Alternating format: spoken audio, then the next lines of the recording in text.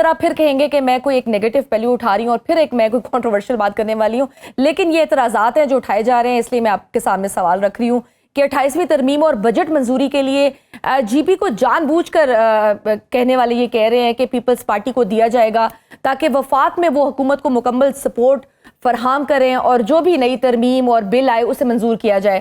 کیا آپ سمجھتے ہیں کہ ایسی کوئی ڈیل ہو رہی ہے؟ پہلی تو بات یہ ہے کہ بجٹ سے پہلے تو کوئی ترمیم نہیں آ رہی، اب تردید ہو چکی ہے وفاقی سطح پر، تو اس لیے یہ جو بھی سپوزیشن تھی. دوسرا جو ظاہر ہے ڈائلاگ تو ہو رہے ہیں، بڑے عرصے سے ہو رہے ہیں کہ این ایف سی کے اندر کیا امینڈمنٹ کی جائے، صوبوں سے کیا لے کے وفاق کو دیا جائے، وفاق کو کس طرح مضبوط کیا جائے، لیکن ابھی تک کوئی فائنل نہ کوئی شکل آئی ہے، نہ کوئی فائنل فارمولہ جو ہے وہ ابھی تک آیا ہے. اور ابھی ریسنٹلی جو گلگت بلتستان میں بلاول صاحب کی تقریر تھی اس میں تو انہوں نے ان سب چیزوں کو رد کیا تھا. تو میرا نہیں خیال کہ ابھی بجٹ سے پہلے، دیکھو یہ ہر صوبے کا حق ہے نا، وہ کولیشن پارٹنر ہے، کیا وہ آپس میں مذاکرات بھی نہ کریں کہ ہمیں سندھ کے لیے کیا چاہیے اور وفاق کے لیے کیا چاہیے، تو وہ مذاکرات ہو رہے ہیں جو معمول کی بات ہے. اگر بجٹ 2 دن بعد بھی آ جائے گا تو اس مہینے پورے میں بجٹ جون میں کسی بھی دن آ سکتا ہے. ٹھیک ہے، صحیح. اور سر وفاقی بجٹ کسی بھی ریاست کی معاشی سمت کا تعین کرتا ہے، لیکن پاکستان میں صورتحال یہ ہے کہ بجٹ پیش کرنے سے پہلے اتحادی جماعتوں کے سیاسی مفادات، وزارتوں کے تنازعات اور وسائل کی تقسیم کے بھی جھگڑے زیادہ عام دکھائی دے رہے ہیں. پیپلز پارٹی کے تحفظات بھی عوامی ریلیف یا مہنگائی کے خاتمے پر تو نہیں ہے نا، بلکہ اختیارات اور فنڈز پر ہیں. سر کیا یہ کہنا غلط ہوگا کہ پاکستان میں جمہوریت عوامی نمائندگی سے زیادہ اشرافیہ کے وسائل کی تقسیم کا نظام بن چکی ہے؟ پہلے تو یہ سیاست کو سمجھنے کی ضرورت ہے کہ سیاست تو آپ نے خود لوگ بھیجے ہوئے ہیں، آپ نے الیکٹ کر کے لوگ بھیجے ہوئے ہیں، اور ان سے آپ توقع کرتے ہیں کہ سندھ کے لیے زیادہ پیسے لے کے آئیں، ڈیولپمنٹ لے کے آئیں. پنجاب سے آپ نے بندے بھیجے ہوئے ہیں، تو اسی کو سیاست کہتے ہیں نا. اور ان کے کون سے مفادات ہیں؟ اگر ایک پروجیکٹ سندھ میں چلا جائے گا یا ایک پروجیکٹ وفاق میں رہ جائے گا تو ظاہر ہے اس کے فوائد ہوں گے، ان کو سیاسی بھی، لیکن عوامی فائدہ ہے نا. تو بنیادی طور پر یہ فلسفی کہ سیاست کو ہی غلط کہنا، جمہوریت کو ہی غلط کہنا اور اپنے حقوق کے لیے لڑنے کو ہی مفاد قرار دینا، تو ویسے تو ہر ایک کا مفاد ہے. سر وہ اپنے مفادات کے لیے لڑائی کر رہے ہیں.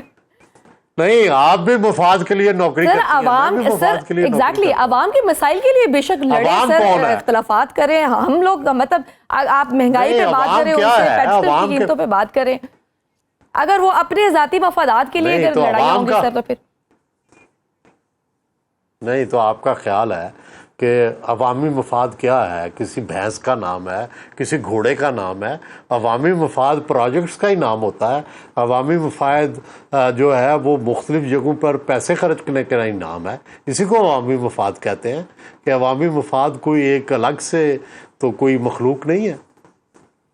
صحیح.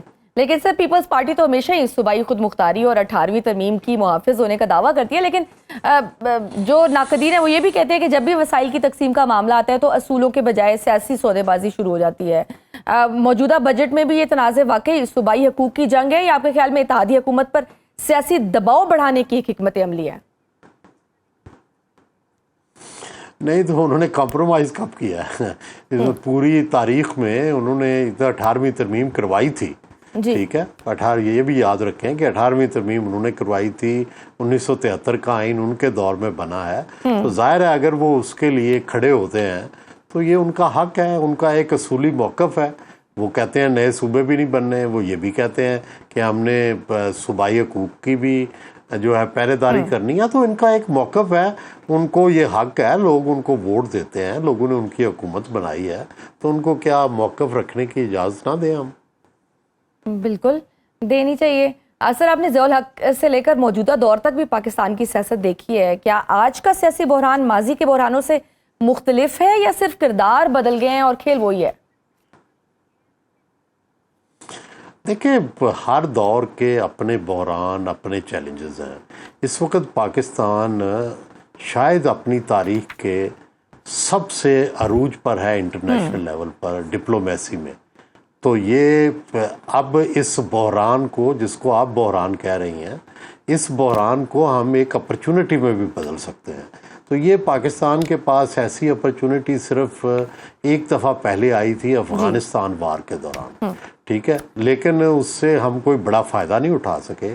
تو یہ اپرچونٹی دوسری دفعہ پاکستان کی جھولی میں زیادہ بہتر طریقے سے آئی ہے. اب اگر ہم تو اس سے فائدہ اٹھا لیں تو پاکستان کے معاشی حالات، پاکستان کے بحران وہ کافی حد تک ٹھیک ہو سکتے ہیں، اور اگر فائدہ نہ اٹھا سکے تو ہو سکتا ہے کہ بحران مزید گہرا ہو جائے.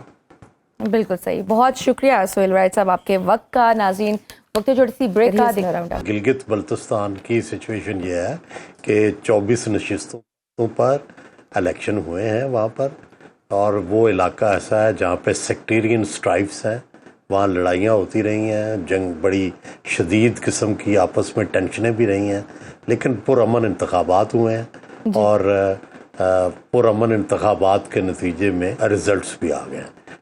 اور جہاں تک وہاں پر سیاسی طور پر یہ کہا جا سکتا ہے کہ پی ٹی آئی کو لیول پلینگ فیلڈ نہیں ملی، لیکن دوسری طرف پرامن انتخابات ایسے علاقے میں کہ جہاں پہ ہر وقت ماضی میں کئی فسادات ہوئے، تو یہ ایک پازیٹیو چیز بھی ہے. تو بعض پازیٹیو چیزیں بھی جو ہے ان کو نوٹس کرنا جو ہے وہ ضروری ہوتا ہے. دوسری بات آپ نے یہ کی کہ پیپلز پارٹی کیوں جیتی، تو پیپلز پارٹی کی گلگت بلتستان کے اندر اسٹرانگ ہسٹورک روٹس ہیں، اور پہلی بھی 2009 میں بھی پیپلز پارٹی جیتی تھی. اور اگر میں خود گیا وہاں گلگت بلتستان کئی دفعہ گیا ہوں، تو وہاں محترمہ بے نظیر بھٹو جب پاکستان آئی تھیں تو جب ان پر اٹیک ہوا تھا پہلا، تو اس وقت باقاعدہ گلگت بلتستان کے 10-12 شہید ہوئے تھے، تو ان کی قبریں بھی گلگت بلتستان میں ایک جگہ پہ موجود ہیں. تو ایک پرانی ہسٹورک ٹائز ہے اور وہاں پہ ان کا نیٹ ورک ہے. پھر پچھلے الیکشن میں انہوں نے اپنے پریزیڈنٹ کو بھی بدلا تھا، جس نے ظاہر ہے یہ 4-5 سال کام کیا ہوگا، اور اس کے نتائج بھی آئے ہیں، بہتر کینڈیڈیٹ ہیں. اور دوسرا جو پیپلز پارٹی کے لوگ ہیں وہ زیادہ پرانے اپنی پارٹی کے ساتھ ایسوسیٹڈ ہیں. جو مہدی شاہ ہیں یا دوسرے جو لوگ ہیں وہ کوئی نیو انٹرنٹ نہیں ہے پارٹی کی کسی پارٹی میں، جبکہ باقی پارٹیوں میں لوگ نئے آئے، نئے چہرے ہوتے ہیں، ایک پارٹی سے دوسری پارٹی میں چلے جاتے ہیں. تو اس کا اس وقت تو فوری ایڈوانٹیج بھی ہوتا ہے، لیکن کئی دفعہ نہیں بھی ہوتا، تو اس دفعہ نہیں ہوا. تیسری بات یہ ہے کہ جو گلگت بلتستان کا مسئلہ نمبر 1 جو ہے وہ ڈیولپمنٹ نہیں ہے. وہاں پہ سب سے بڑا مسئلہ جو لوگ ڈسکس کرتے ہیں وہ کانسٹیٹیوشنل پوزیشن ہے جی، اور بلاول بھٹو نے وہ کانسٹیٹیوشن پوزیشن والا جو معاملہ تھا اسی کو ریز کیا اور اسی پہ کمپین چلائی. اچھا. تو میرا خیال ہے کہ یہ تینوں فیکٹرز نے وہ رول پلے کیا جس کی وجہ سے پیپلز پارٹی کو ایڈوانٹیج ملا.